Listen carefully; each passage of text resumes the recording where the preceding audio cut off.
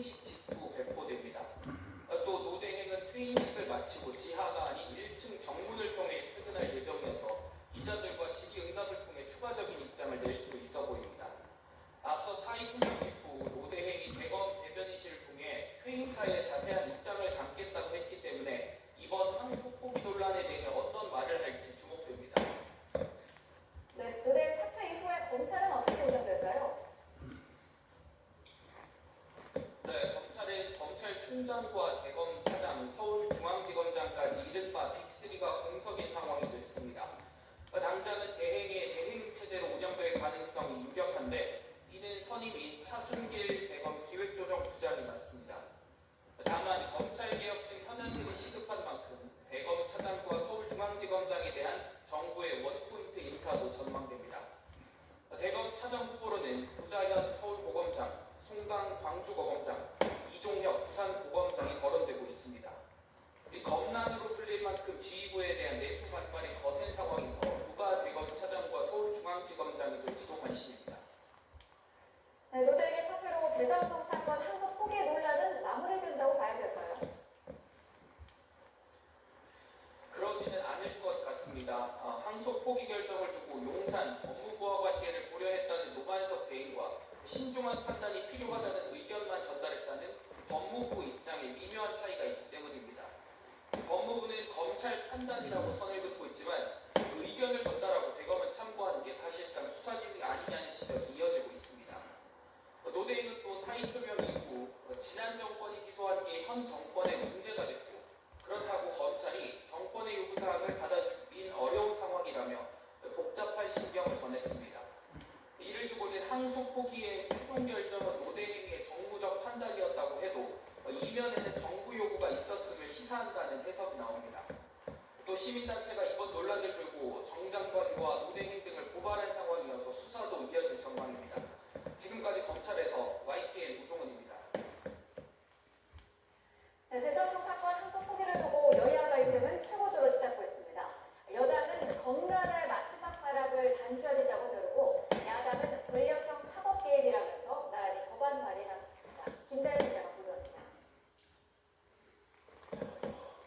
더불어민주당이 피켓을 들고 고작 표정 기소를 비판했습니다.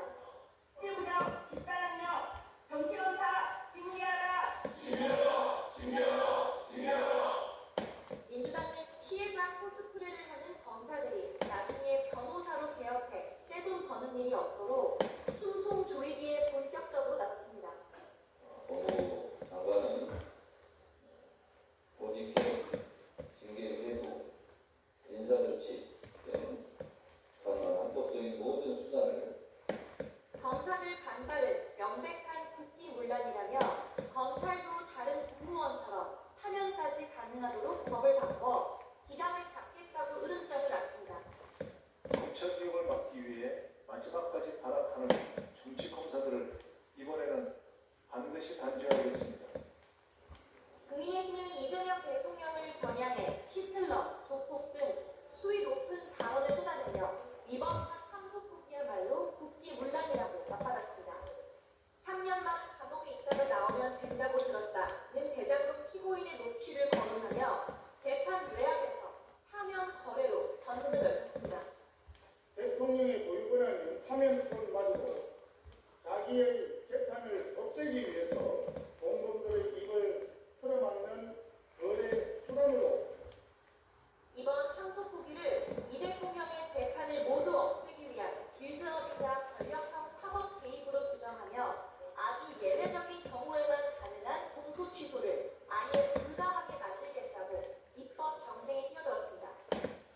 검찰이 법무부나 대통령실의 감명에 따라 공소를 취소하는 것을 제도적으로 차단하고자 합니다. 항소 포기는 여당의 검찰 개혁, 야당의 정권 심판론과 맞닿아 있는 만큼 전국 주도권을 놓치지 않기 위한 여야의 힘도 점점 거칠어지는 모습입니다. YTN 김다현입니다. 이재명 대통령의 지지율이 61%를 기록했다는 여론조사 결과가 나왔습니다. 두 달여 만에 60%대를 회복한 건데 대장동 사건 항소 포기 사태에 대한 여론도 일부 반영돼 있다는 분석입니다. 홍민기 기자입니다.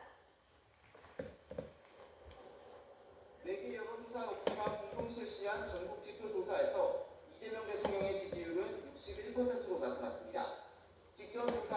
10월 마지막 주보다 5%포인트 상승하면서 지난 9월 초 이후 2달여 만에 60%대를 회복했습니다. 조사 기간은 11월 10일부터 10일까지 사흘간으로 경주 에이펙 정상회의와 한미, 한중 정상회담에서 거둔 외교 성과가 지지율 반등을 이끈 것으로 보입니다. 특히 이번 조사는 대장동 사건 1심 재판에서 검찰이 항소를 포기한 지난 7일 이후 진행돼 그에 따른 민심 흐름에도 관심이 쏠렸습니다. 해당 사안에 대한 의견을 직접 묻지는 않았지만 국정 지지율에도 여론이 일정 부분 반영된 것으로 보인다는 게 조사기관의 분석입니다. 여론의 특성상 임시도 즉각적으로 반응하는 게 아니라 시차를 두고 반응하기 때문에 일부는 반영이 됐을 거고요. 다만 이번 사안이 국정 지지율에 미친 영향은 현재로선 제한적이라는 해석도 나옵니다. 대통령실이 외압설에 대해 공식 입장을 내놓지 않는 등 반응을 자제하면서 여야 갈등 혹은 여당과 검찰 일각의 대립 구도에서 한 발 떨어져 있는 상황이라는 겁니다. 이 대통령을 겨냥해 공세 수위를 높이고 있는 야당의 지지율은 오히려 하락세로 돌아섰습니다. 다만 항소 포기 사태의 여파나 대미 협상 팩트시트 공개 등 국정 지지율에 영향을 줄 수 있는 변수들은 여전히 남아있다는 평가입니다. YTN 흥민입니다. 내란 합동 등 혐의로 체포된 황교안 전 국무총리가 구속을 면했습니다. 서울중앙지방법원은 내란 선동과 공무집행 방해, 특검법 위반 혐의를 받는 황 전 총리에 대해 구속영장을 기각했습니다.